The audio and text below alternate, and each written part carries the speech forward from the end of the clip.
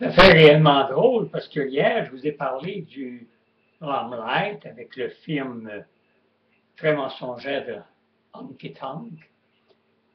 Et on sait le pourquoi d'ailleurs que le Limelight n'existe plus. Le Dagobert, ici à Québec, était une réplique un peu, une petite réplique de Studio 54. Maudit qu'il y avait de la bonne musique, là, c'était une ambiance à en faire frémir. Des artistes incognitos s'étaient remplis. Le Dagobert a été une grande tête d'affiche.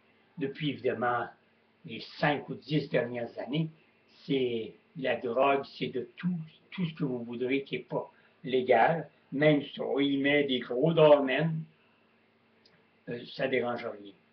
Mais c'est encore un autre qui va être impliqué bientôt dans, évidemment, l'escroquerie du rapport d'impôt. Je veux dire qu'ils ont caché des millions en faisant des rapports d'impôt probablement frauduleux ou probablement parce qu'il ne faut pas dire qu'ils ont, mais on lui laisse un doute. Ça va être évidemment dans tous les réseaux, surtout à TVA ici à Québec, mais ça va être à Télémétropole demain ou à TVA Montréal demain, parce ils ont, oui, en bon québécois, fourré le gouvernement. Et quand il y aura un parti, tout confondu, qui mettra leur culotte et qui feront respecter toutes ces asties d'anomalies que les gros de ce monde empochent et qui ne payent pas leur impôt. Et vierge, vous voulez la séparation? Commencez donc à faire le ménage et allez tout chercher les millions, pour ne pas dire les milliards qui se perdent en fraude fiscale. Hein? Fiscale, c'est qu'on ne déclare pas tout ce qu'on avait à déclarer. Le Dagobert va être pris dans ce stratagème, comme bien les discothèques l'ont été il y a 20 ans, 30 ans, et comme d'autres bars l'ont été et le seront toujours. Et là, je parle des bars, mais laissez-moi vous dire que la magouille existe depuis bien des années. Bien des années.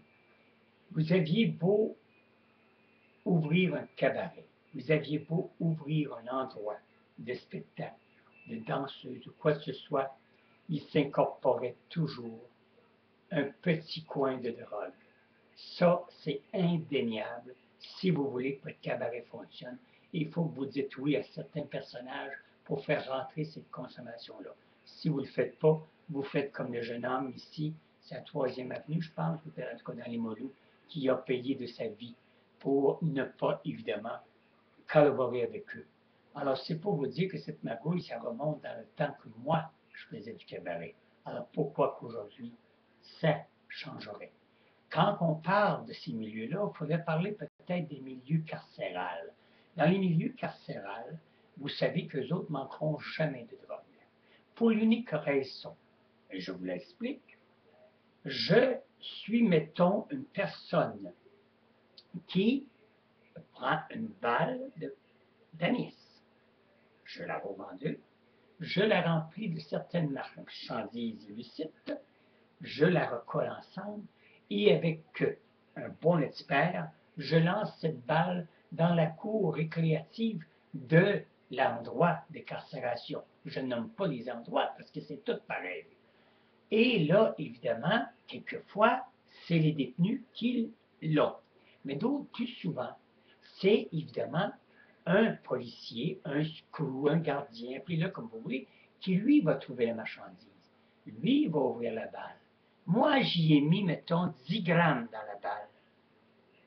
Ce cher monsieur qui, lui, ouvre la balle, s'en met 5 dans les poches, et les 5 autres, il les déclare. Qui peut aller prouver qu'il n'en avait 10?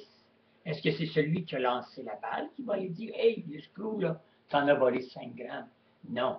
Parce que ce screw, ce gardien ou autre, qui travaille dans l'établissement, fait ses gains de surplus avec ça. Alors, demandez-vous pas pourquoi que dans le milieu carcéral, excusez-moi, la drogue régnera toujours et il ne manquera jamais de drogue. Quand ce n'est pas les employés de d'autres corps de métier secrets escapades et qui, eux, font la distribution discrètement. C'est jamais les personnes de l'extérieur qui peuvent rentrer la drogue. On est tellement surveillé.